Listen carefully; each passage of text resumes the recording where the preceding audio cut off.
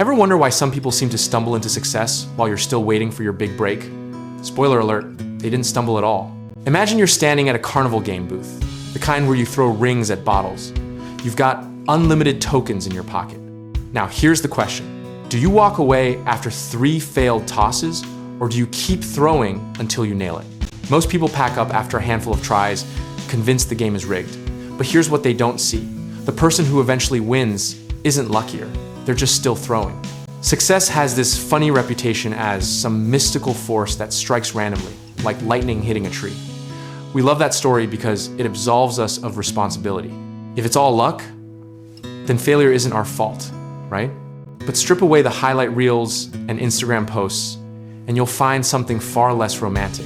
Success is repetition, disguised as revelation. It's the same boring loop. Try, fail, adjust, repeat. Think about every overnight success story you've ever heard. Now rewind the tape a few years.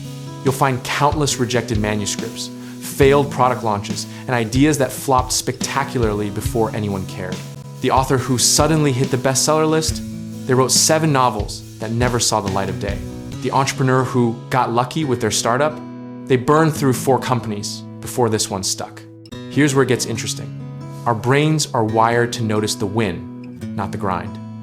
We see the trophy, not the 1,000 practice sessions. We remember the viral moment, not the years of obscurity.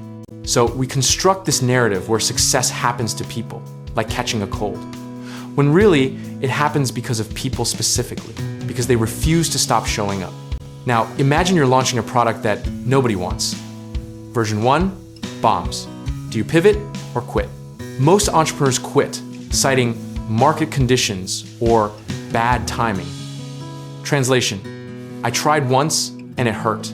But the ones who make it, they're running version 12 by the time you've given up on version 2. They've learned what doesn't work, which is 90% of figuring out what does. There's this uncomfortable truth nobody wants to hear. Persistence beats talent when talent doesn't persist. You can be brilliant and broke. You can be mediocre and successful. The difference isn't always skill, it's stamina. Cue the motivational speakers telling you to never give up. But let's be real, mindless repetition isn't the answer either. It's not about banging your head against the same wall forever. It's about finding different walls, better angles, smarter approaches. Failure isn't the enemy, stopping is. Every failed attempt is data collection. Every rejection is market research. Every embarrassing flop is a lesson you won't forget.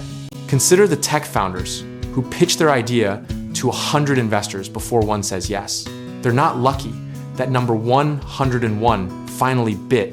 They're strategic. They've refined their pitch 99 times by then. Or think about scientists running thousands of experiments before stumbling on the breakthrough. The breakthrough isn't random chance. It's the inevitable result of exhaustive trial and error. Here's the irony. We celebrate the success, but ignore the system that created it. We want the shortcut, the hack, the secret formula. But the formula is embarrassingly simple. Keep going when everyone else quits. Some people call this resilience or grit, like it's some innate character trait you're either born with or not. That's convenient for people who want an excuse. Really, it's a choice you make every single day. You choose to send one more email, you choose to revise one more draft, you choose to make one more attempt when your brain is screaming at you to stop embarrassing yourself. The universe doesn't reward the talented or the deserving. It rewards the relentless. And if that sounds unfair, well, welcome to reality. Nobody promised it would make sense. Now, picture everyone who's currently more successful than you.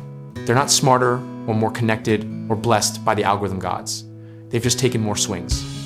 They've accumulated more failures and kept moving anyway. What looks like luck from the outside is usually just math from the inside. More attempts equal more opportunities for something to work. It's not mystical, it's statistical. So when you see someone achieve what you're chasing, don't write it off as chance. Ask how many times they failed before they won. Ask how many versions came before the one that stuck. Because here's the twist. Success doesn't care about your feelings, your timeline, or your worthiness.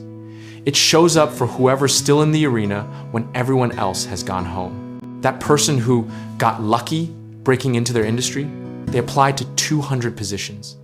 The artist who randomly went viral, they posted content every single day for 3 years. The startup that happened to get funding, they pitched 67 times. And yes, some factors are beyond your control: timing, resources, systemic barriers. But between what you can't control and what you can, there's this massive gap where most people quit way too early. The game isn't rigged against you. It's rigged for endurance.